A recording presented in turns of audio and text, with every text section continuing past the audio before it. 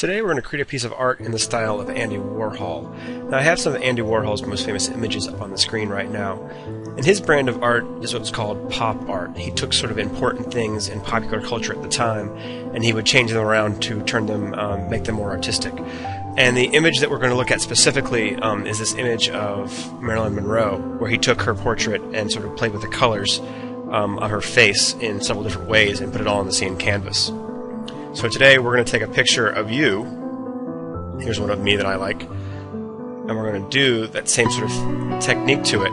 So we end up with the colors sort of all wonky like that.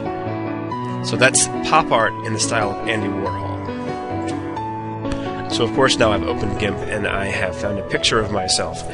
I suggest you go online, maybe email yourself a picture from home, or if you can access one of the social networks that might have a picture of yourself, would do that. Worst case scenario, we can take a picture with one of my cameras of yourself. But the main point is it's basically just a portrait. It's basically from shoulders or from your chest up, looking at the camera, smiling, that kind of thing. We're not doing our entire body or an action shot or anything like that. So I've opened up in GIMP, and the other thing that I'm going to need probably to do this project is I'm going to need the calculator. So I'm going to go to Start, Programs, Accessories, and I'm going to open up the calculator function. Just going to need that real briefly for a moment. So basically what's going to happen is this picture has already been cropped. But you can imagine this picture was much bigger, I had more background, things going on. So I took my crop tool and I went ahead and I cropped it so it was just me, close up, just looking at the camera. So I'll go ahead and I'll crop it again just a little bit to give you an idea. So I took the crop tool, drew around where I wanted to crop, and I pressed the Enter key to make the crop final. Okay, now up top I can see that my picture currently is 431 pixels wide and 337 pixels tall. That's where the calculator comes in, because I'm going to open up a new image in GIMP, and I need to double both of those numbers, because the canvas has to be big enough to have 4 pictures of me. So I need to double the width and double the height. So I'm going to do this in my head. So 431 times 2 would be 862. That's where the calculator comes in if you're not sure how to do that in your head. 337 times 2 would be, let's see, 600 and that would be 74. 674. So I'll press OK. And now what I have is a canvas that is 4 times as large as the canvas over here. So what I need to do is I need to edit and copy. And I'm going to paste that picture 4 times. The best way to do this would actually be to come up to the Edit menu on my blank canvas. I'm going to tell it right away, I'm going to paste as a new layer. I'm going to do that 4 times. Edit, paste as, new layer. I can see over on the right hand side that now I have 2 copies. It's a little bit harder to see in the thing because they're actually on top of each other, so I'm going to move one out of the way to sort of prove that to you. There are actually 2 of them. And I'll do that 2 more times.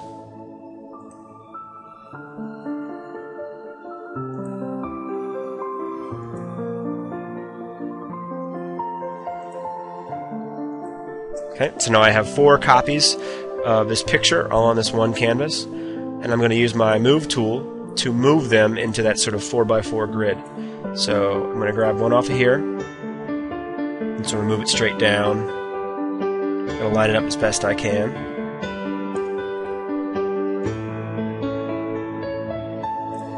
I'm going to move this one upwards to the right. And I should have one more on top of here.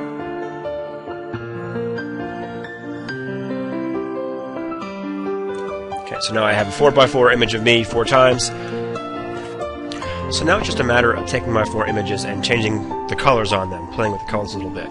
So I'm going to click on this top layer, and that's going to be this bottom left-hand one. I can tell by those yellow and black lines around the layer. I'm going to go to Colors, and I'm going to use the Hue Saturation tool.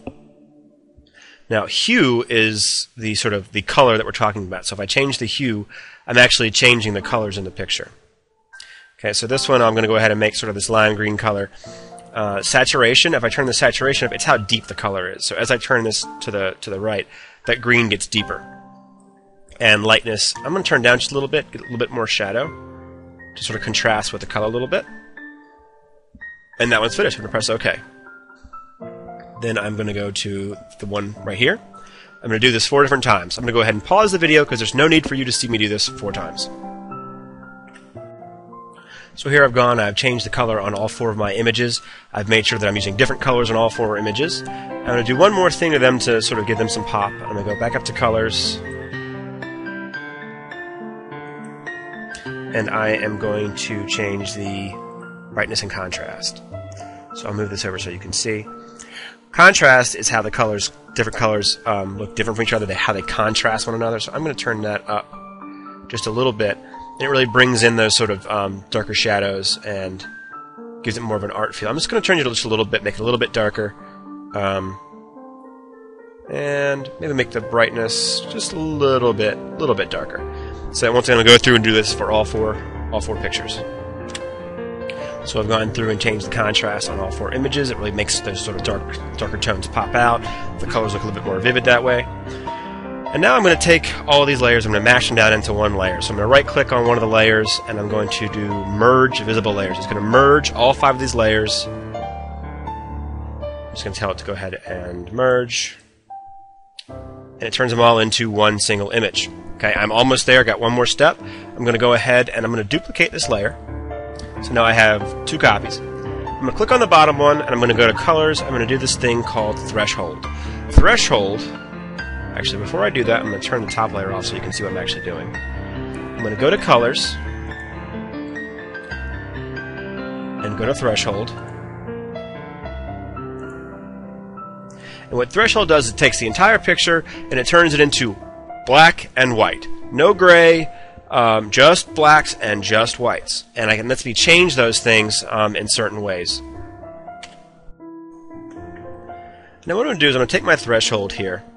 And I have 2 little clickers. I have this dark clicker and I have this white clicker. And what I'm going to do is I can control how much black and how much white I have in the picture. For this one, what I want to do is I want to pull the black one. I want to pull it over to the left, which is going to really get rid of a lot of my black tones. And they're going to turn white. And I'm going to go over quite a bit until I just sort of have some sort of black highlights here. Just a little bit, really. Like that. I'm going to go ahead and press OK. And I'm going to turn this top layer back on. And of course, right away, that black and white image just goes away because I can't see through it to that black and white layer that's underneath.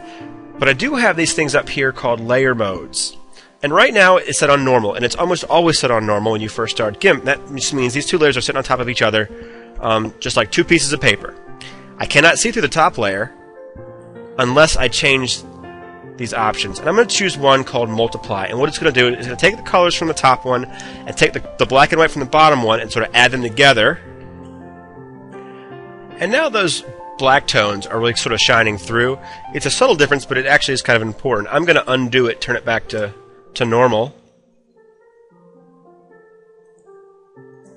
Normal. Multiply. So by multiplying and adding those black tones from underneath, I really do get a nice crisp black on the image. And now I have successfully Warholed my image. Started with this, and I finished with this. Not bad for about 9 minutes, and I hope you have fun with this.